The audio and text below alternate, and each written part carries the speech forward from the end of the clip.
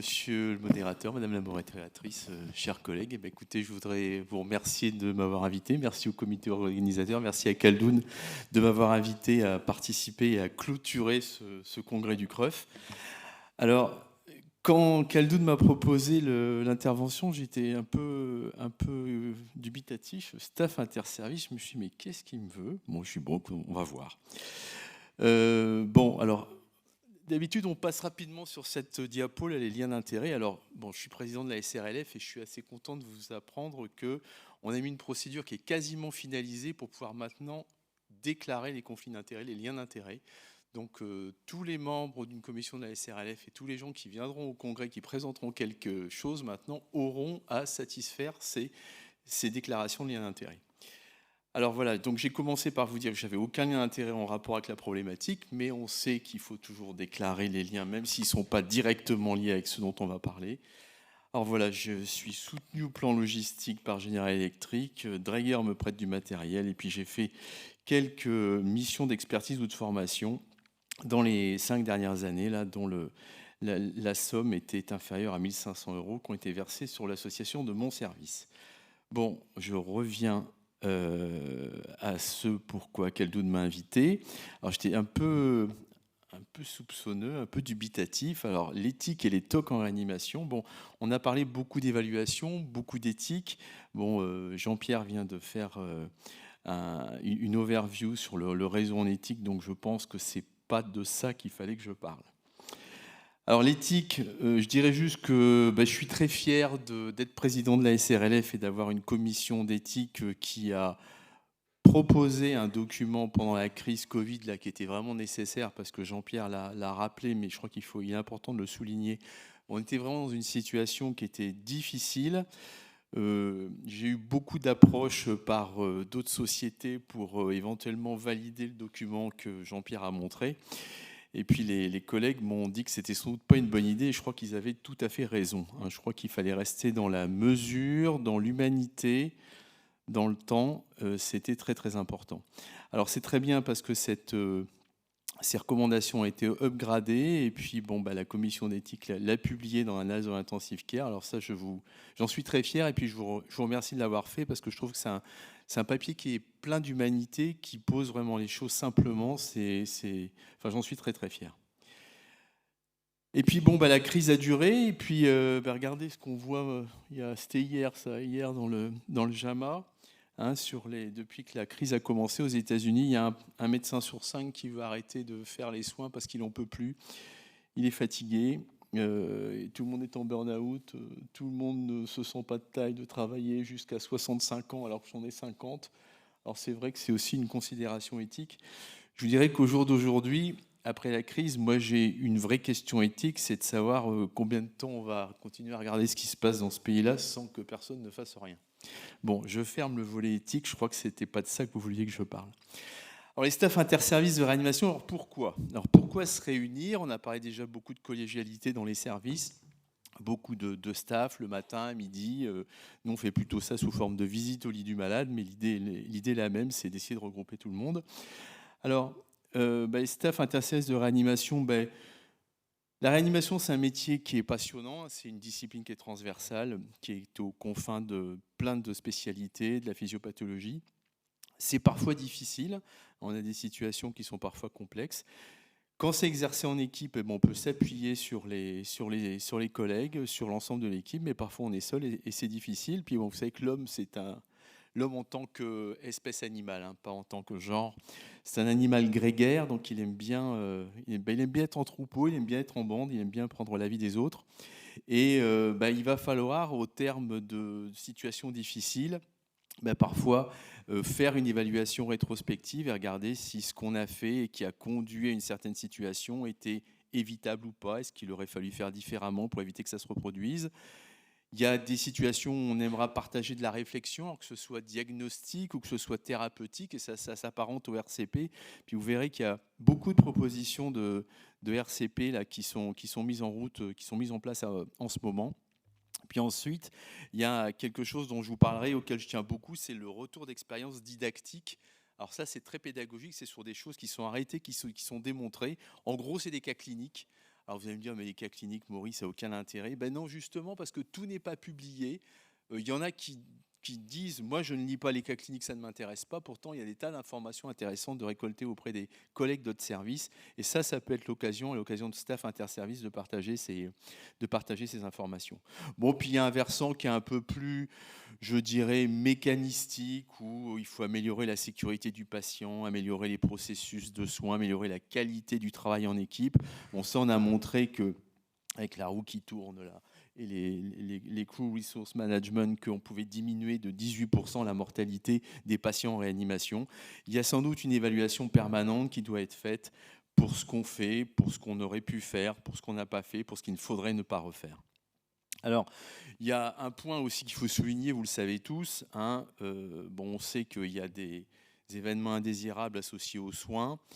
Bon, il y a des chiffres qui sont quand même assez éloquents, hein. Aux États-Unis, ce serait la 8e cause de décès. On considère qu'il y a un événement indésirable grave qui survient tous les jours par secteur de 30 lits. Hein, c'est environ 5% des séjours en établissement de santé qui sont causés par un événement indésirable grave. Puis en France, regardez, pour la seule année 2017, la somme que ça représente, c'est quand même assez considérable. Donc c'est sans doute une problématique qu'il faut investiguer. Alors pour ça, on a mis en place, en ayant copié ce qui se passait dans les pays nord-américains, les réunions de morbimortalité. Et la culture qui venait de l'Amérique du Nord, c'est que c'était souvent un problème de fonctionnement de l'équipe, c'était souvent un problème organisationnel, de vérification ou de coordination ou de communication. Ça semblait être bon, je dirais que c'était très, très organisationnel, pardon. Et voilà, il trouve que dans 70% des cas, l'événement, la cause racine, comme on l'appelle, c'est un problème de communication. Alors, je ne sais pas si c'est comme ça chez vous.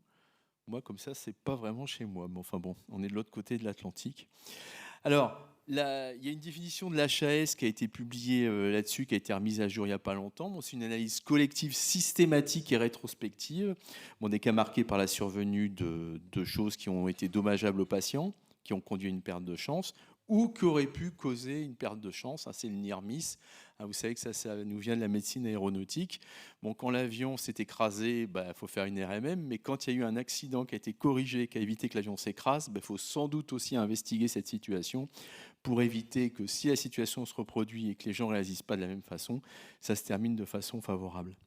Alors, cette réunion de morbimortalité doit suivre une charte, elle doit être préparée, il faut inviter les professionnels. Alors, tous les professionnels, théoriquement, il faut que ce soit les soignants, les médecins, tous ceux qui ont pris en charge les patients, pas forcément dans le service, mais aussi à l'extérieur du service.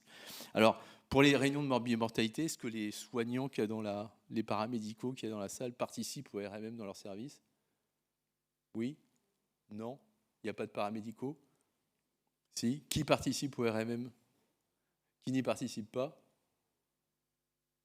Bon, c'est large, c'est pas mal. C'est pas mal, c'est quand même difficile, mais c'est super important. Alors, au terme de ces réunions, on va mettre en évidence des facteurs alors, qui sont multiples. Ça peut être institutionnel, organisationnel, environnemental, fonctionnel, des procédures opérationnelles, parfois des choses liées à l'individu ou au patient, à la suite de quoi il faudra éditer des recommandations et les diffuser. Alors, de façon plus concrète, alors on va parler d'erreur, on ne va pas parler de faute, parce que la faute, ça stigmatise. L'erreur, bon, à mon avis, ça stigmatise peut-être autant, mais enfin bon, ça ne doit pas être un règlement de compte. Et ça, je crois que c'est parfois difficile.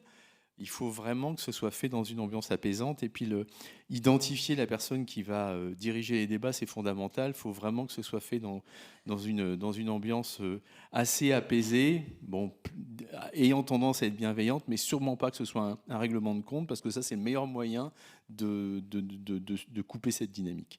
Puis, on va se poser des questions. Que s'est-il passé? Comment ça s'est passé? Pourquoi ça s'est passé? Alors, on a l'habitude de dire que c'est l'alignement des planètes. Il y a plein de causes qui, prises séparément, sont insignifiantes, mais qui, mises bout à bout, lorsqu'elles surviennent au même moment, vont aboutir à l'accident. Et la question, ça va être d'essayer de se mettre en situation de ne pas reproduire tout ce qui s'est passé. Et il y a vraiment la notion d'évitabilité qui est importante. Bon, si le patient est mort parce qu'il devait décéder, parce qu'il avait une maladie grave, très grave, et que vous avez fait tout ce que vous pouviez, il n'est pas nécessaire de le passer en RMM. La moralité étant il faudra faire mieux la prochaine fois, hein. On peut se tromper, mais il ne faut pas se tromper dans l'erreur, hein. C'est un peu comme pour les patients. On peut admettre des patients qui sont peut-être discutables. On les laisse 2-3 jours, on leur fait de la réanimation d'attente, et puis on se dit qu'au bout de 3 jours, on s'est trompé, mais au moins on s'est donné les moyens de se poser la question et d'y répondre. Alors à Saint-Antoine, on a commencé les RMM en 2007. Pendant 12 ans, je les ai faites. On a analysé 2320 dossiers, puis on a fait des recommandations. Alors au bout de 12 ans, on avait eu un certain nombre de recommandations. Alors c'est pas très très souvent organisationnel chez moi, c'est plutôt des choses très, vous voyez, l'accord d'Aaron, il faut pas en mettre trop et pas la passer trop vite. La télétransmission vers les services de neurochirurgie, parce que je suis dans un hôpital où il n'y a pas de neurochirurgie, donc il faut télétransmettre les images, c'est toujours un drame. L'assistance publique, c'est plein de mystères. Hein, puis vous voyez, bon, avant d'insérer un cathéter fémoral, toujours vérifier que les pouls pédiaux sont présents, c'est à notifier dans le dossier. Bon, c'est des choses pratico-pratiques et pas tellement organisationnelles finalement. Et puis ça pose des questions. Bon, vous voyez, en 12 ans, il n'y a qu'une quarantaine de recommandations, c'est pas énorme. Bon, alors il faut les diffuser aux gens qui étaient présents, mais ça c'est bien, mais vous leur diffusez, vous en parlez, vous leur envoyez, ça va s'oublier. Alors il faut que ce soit accessible, et puis l'équipe médicale, paramédicale va changer. Comment on fait pour transmettre l'information aux plus jeunes ? Il faut le mettre sur l'intranet, il faut faire un document qu'on donne à tout le monde. Bon, on perd des informations, on perd des messages, on s'aperçoit que parfois on fait une RMM sur quelque chose qui s'est déjà passé. Ça c'est un peu agaçant, mais c'est le temps qui est passé qui fait que l'information s'est diluée. Alors est-ce qu'il faut faire des postes ? Ça c'est possible. Alors ça, est-ce que ces RMM, elles peuvent s'intégrer dans des réunions interservices ? Alors ça a été proposé par certains. Il y a quand même un problème, c'est mettre ces erreurs en lumière devant d'autres, c'est jamais très très agréable. On aime, même si j'aime pas ce terme-là, on aime bien laver son linge sale en famille. Bon, on peut avoir une certaine vision assez paternaliste. Ça se passe chez moi, je suis responsable de l'unité. Bon, voilà. Mais l'exposer aux autres, c'est pas simple.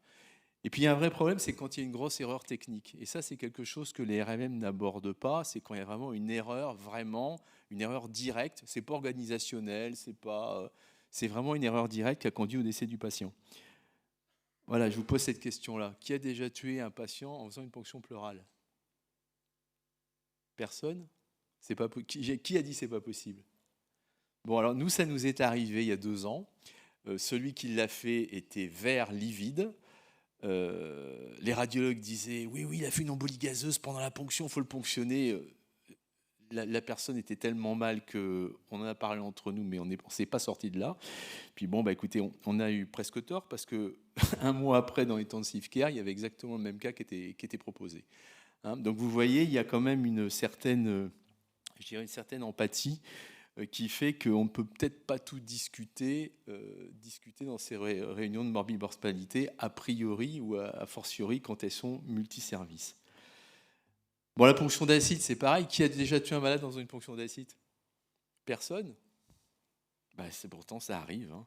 Vous attrapez les branches de l'artère épigastrique, hein, qu'on peut repérer par exemple en faisant une écho, et puis vous faites un hémopéritoine. Alors quand vous faites une ponction d'acide à un patient cirrhotique qui a une hémostase qui n'est pas bien, que vous embrochez une artère qui passe sous la peau que vous n'avez pas repéré, ça peut tourner au drame. Bon, ça c'est pareil, il y a des cas très simples, et ça, discuter ça en RMM, peut-être, mais ce sera peut-être pas en multiservice, parce que c'est quand même compliqué. Quand on est en train de parler de problèmes organisationnels, c'est très simple. Quand on parle de choses beaucoup plus qui désignent vraiment un seul responsable, parce que là c'est un peu le cas, c'est un petit peu plus compliqué. Alors je suis plus pour les réunions multiservices en termes de partage ou de partage d'expérience, par exemple pour des réunions où on va essayer de mettre en commun une réflexion, qu'elle soit diagnostique ou thérapeutique. En gros, c'est le staff des patients difficiles pour lequel on a plein d'éléments mais on n'a pas de diagnostic. Ça se réunira à plusieurs. C'est sans doute intéressant pour pouvoir avancer dans le diagnostic, pour pouvoir avancer dans la thérapeutique. Et puis quand on a, quand on a des dossiers qui sont bouclés sur des choses qui sont des cas cliniques, par exemple, qui sont vraiment très spécifiques, qui sont pédagogiques, qui sont didactiques, ça, c'est extrêmement important de pouvoir transmettre l'information aux autres par le biais de ces réunions interservices. Hein, c'est très important pour les jeunes et pour les moins jeunes. Hein, c'est vraiment quelque chose qui améliore la pratique. Alors, les staffs interservices, en termes diagnostiques et thérapeutiques, il y en a eu plein là, quand il y a eu le Covid. On était confrontés à une maladie à laquelle, au début, on ne comprenait pas grand-chose. Puis il y a eu des staffs en visio qui se sont faits toutes les semaines, on se réunissait, où tout le monde disait j'ai ça, qu'est-ce que tu en penses, il faut peut-être faire ci. Et petit à petit, les choses se sont mises en place et on s'est aperçu qu'en mettant les ressources en commun et en mettant plusieurs services en commun, on arrivait à avancer sur certains points. Alors, une expérience tout à fait récente, là c'est une demande de deux groupes de réflexion en pneumologie qui m'a été transmise il n'y a pas longtemps et que j'ai mis sur le site de la SRLF et que j'ai fait mettre sur les réseaux sociaux. Ouais, il y a 2 filières de santé qui proposent des RCP d'urgence quand dans un service de réanimation, vous êtes confronté à un patient qui a une PID, hein, donc une maladie fibrosante aiguë, une atteinte interstitielle aiguë qui dépasse tout ce qu'on peut faire. Ben là, ils vous proposent de réunir des experts en 24 à 48 heures et de vous donner des solutions. Et ça, je pense que c'est vraiment quelque chose qui est très très important, c'est la mise en commun de spécialistes qui va vous permettre d'avoir une réflexion diagnostique et thérapeutique bien améliorée. Alors, le point dont on a parlé que moi j'aime beaucoup, c'est le staff de confrontation. Alors, 2 dossiers cliniques. Alors, c'est quelque chose qu'on fait dans le service où je travaille depuis. Enfin, j'ai toujours connu ça. J'ai été interne, ça existait déjà. Hein, il y a 5 ou 6 services qui sont invités et on présente des dossiers qui sont bouclés avec un message. Hein, c'est des dossiers qui sont résolus, qui sont présentés par les plus jeunes. C'est une réunion mensuelle qu'on faisait initialement en présentiel, mais puis avec la crise, c'est passé mixte présentiel ou distanciel. Puis il y a quelques messages forts qui doivent guider ces réunions. C'est que ça doit être didactique, il doit y avoir un message. On ne fait pas une réunion en donnant des dossiers incompréhensibles, on essaie d'avoir une solution. Ben là, c'est bouclé et il y a un message pédagogique, didactique, un message pratique qui doit être donné. Alors, c'est ce que mon maître Georges Offenstadt appelait la substantifique moelle. Et c'est vrai qu'on se souvient d'un dossier qu'on a présenté. Ah oui, il y avait ci, il fallait faire ci et ça. Et ça, c'est un message qui reste. Puis quand ça peut se faire dans la convivialité, et puis c'est ce qu'on essaie de faire chez nous, ben ça ajoute un plus à la pertinence et à l'acceptabilité de ces réunions. Alors voilà, par exemple, pour illustrer un peu ça, on a un patient qui vient chez nous pour une insuffisance respiratoire aiguë. C'est l'hiver, il tousse, il a de la fièvre, il est essoufflé. Bon, il vit dans un tonneau, il est schizophrène. Bon, c'est les malades qu'on a l'habitude de voir. Il a une pneumopathie avec trois collections comme ça, là qu'on voit, 1, 2 et 3. Et puis la première, quand on la ponctionne, c'est du pus, c'est du pneumocoque. La troisième, quand on la ponctionne, c'est du pus, c'est du pneumocoque. Et la deuxième, qui est en latéral, là, quand les copains essaient de la ponctionner, il y a du sang, ils ne comprennent pas trop. Alors on en réfléchit un peu, puis on aime bien faire des échographies. On fait une échographie, et quand on fait l'échographie, on s'aperçoit qu'effectivement, il y a un épanchement pleural, et qu'en plus, il y a quelque chose qui circule dedans. Donc en réalité, c'est quelque chose de vasculaire. Donc c'est pas un épanchement pleural. En réalité, c'est une structure vasculaire qui est en train de débiter. Et ça, on s'est aperçu que c'était un anévrisme de l'artère pulmonaire droite, un anévrisme de l'artère pulmonaire infectieuse. Bon, puis on s'est aperçu que si on avait lu le scanner avec un peu plus de rigueur, regardez l'image en bas à droite là, on se serait aperçu que quand on injecte la cavité, il y a une flaque qui apparaît là. Donc ça, c'était un anévrisme qui se rehausse et qui débite dans une grande cavité. Donc ça, c'est des messages petits. Si vous pouvez essayer de le publier, ça va passer dans un case report d'une toute petite revue. Et pourtant, c'est un message qui est pratique et qui est au mieux diffusé dans ce type de réunion. Parce que là, le message est simple, la question est simple et la solution peut changer l'issue de la gestion du patient. Un autre cas, par exemple, on a un monsieur de 70 ans. Bon, il est greffé du rein, il a une cirrhose B, il a greffé du foie et du rein, il a été opéré plein de fois, plein d'infections. Les chirurgiens ne veulent plus y toucher. Puis là, je vous la fais courte, il fait un problème infectieux et il va faire une bactériémie à une salmonelle mineure. Bon, ça traîne, il va d'hôpitaux en hôpitaux. Puis finalement, il finit par arriver chez nous avec quelque chose qui au début pris pour un infarctus, mais qui est un abcès splénique qui grossit. Et sous antibiotiques, ça ne guérit pas. Et puis finalement, l'abcès se complique d'un épanchement pleural au-dessus de l'abcès splénique. On va ponctionner l'épanchement pleural, et dans l'épanchement pleural, on va trouver un liquide qui va pousser avec la même salmonelle. Alors qu'est-ce qu'il faut faire? Eh ben, on va finalement finir par drainer la cavité pleurale, ce qui va permettre de drainer l'abcès hépatique, parce qu'en faisant une écho, on s'aperçoit que ce qu'il y a dans la rate, ça sort et ça va dans la plèvre. Donc là, on a mis un drain dans la plèvre et on a drainé la plèvre et l'abcès splénique. Voilà, ces petits messages, ça ne révolutionne pas la médecine, mais c'est vraiment des choses très simples qui passent très bien dans ce genre de confrontation. C'est tellement didactique, c'est tellement pédagogique que c'est un message qui reste pour les gens qui généralement qui y ont assisté. Voilà, puis alors il y a les staffs interservices de réanimation, mais on a eu la chance à Saint-Antoine d'avoir pendant quelques années un PU qui faisait encore des autopsies. Puis quand on ne comprenait pas les malades, eh ben, il nous faisait une autopsie, puis après, on faisait des confrontations anatomo-cliniques, anatomopathologiques. C'était passionnant. Alors on n'en a pas fait des kilos, parce qu'on ne faisait pas des kilos d'autopsie, mais c'était vraiment des messages qui passaient. Bon, puis ça, je vais encore vous l'illustrer. Une dame qui vient avec une détresse respiratoire, qu'une radio normale, qui n'a pas de syndrome infectieux. La scintigraphie VAQ montre plein de défects, mais le scanner pulmonaire ne montre rien. Bon, donc elle commence par être mise sous anticoagulant dans un service de médecine, puis ça s'aggrave, elle finit par venir en réanimation parce qu'elle a nécessité la ventilation mécanique. Il y a un choc qui est apparu, puis quand on reçoit cette dame, on s'aperçoit qu'elle a un gros ventricule droit. Quand on lui fait l'échographie de l'abdomen, on s'aperçoit qu'il y a quelque chose qui se promène dans la veine cave inférieure. Donc là, il y a un cœur droit aigu, il y a un choc, il y a quelque chose qui se promène. On va thromboliser la patiente. Il ne va rien se passer. On va thromboliser une deuxième fois. Il ne va rien se passer. L'évolution va être défavorable. Et puis on va finir par...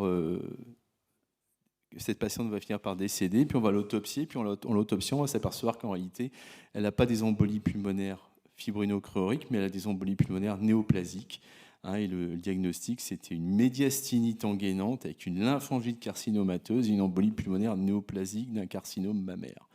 À la suite de ça, tous ceux qui ont vu ce dossier savent que quand ça ressemble à une embolie pulmonaire et que le scanner est normal, il faut penser aux emboles pulmonaires néoplasiques. Donc, oui, c'est tellement spécifique, ça se rapporte en très peu de cas, en très peu d'images, c'est toutes petites vignettes, mais vraiment c'est l'espace rêvé de diffusion de ces messages, ce sont les staffs interservices de réanimation. Alors on peut augmenter la collégialité jusqu'à faire des trucs vraiment multidisciplinaires. Là, ces équipes en pédiatrie quand ils font les visites, il y a de tout. Vous voyez, il y a le spécialiste de l'ECMO, il y a l'interne, il y a le spécialiste de la dialyse, il y a l'infirmière, il y a le chef, il y a celui qui prépare les dossiers. Voilà. Alors c'est très bien, ça vous permet de... comment dire, tout le monde est content, le staff est content, la famille est contente, ça coule mieux, on diminue le temps de visite de 34%, on diminue aussi la durée de séjour, il n'y a pas d'augmentation de la mortalité. Bon, c'est peut-être quelque chose envisagé. Je crois que ce qu'il faut retenir, c'est que dans notre discipline, le partage d'expérience, il est vraiment fondamental. S'appuyant sur le fait que tout n'est pas publié, que tous les cas cliniques ne sont pas publiés, ces staffs interservices de réanimation, à mon avis, c'est vraiment la solution pour disséminer des messages didactiques, pédagogiques. C'est vraiment des espaces d'apprentissage qui sont très, très importants. On peut aussi faire des réunions interservices avec des modes de stimulation diagnostique ou thérapeutique qui s'apparentent à des RCP. Et je vous ai dit les limites que je pensais des réunions de morbimortalité, même si elles ont une importance qui n'est pas à remettre en cause. Je vous remercie.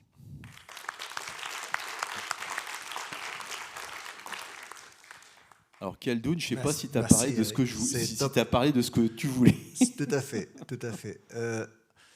Quand j'étais petit, j'étais à Saint-Louis et un jeudi sur deux, on allait chez Maître Vachon faire un staff. Ça me prenait 3/4 d'heure. Donc on terminait vite parce que c'était 19h. Et donc 3/4 d'heure, 2 fois par mois. Moi, je suis à 30 minutes de Belfort, à 1 heure de Besançon, à 1 heure de Strasbourg, donc il y a de quoi faire. Et en plus, actuellement, avec la visio, il y a vraiment de quoi faire. On est passé. Le seul inconvénient de la visio, c'est qu'avant, nous, on avait des gâteaux et tout ça. On ne peut plus manger, Ouais. mais autrement, Ouais, mais ça le remplace avantageusement. on peut faire 1 fois sur 2. Exactement. Et je pense pour partage d'expérience, c'est très utile. Surtout entre les vieux et les jeunes, c'est utile. Ah, tu prêches un convaincu, hein. Moi, j'ai été élevé là-dedans. C'est tous les mois. Ça dure 2 heures et il n'y a pas de. Il y a pas de. Le truc, c'est didactique, un message. Il ne faut pas que ce soit un diagnostic foireux, mais on a un message à faire passer. Quand il y a ça, il faut penser à ça et faire ça. Voilà. Et ça, je trouve que c'est quelque chose qui justifie qu'on fasse ces réunions. Des questions?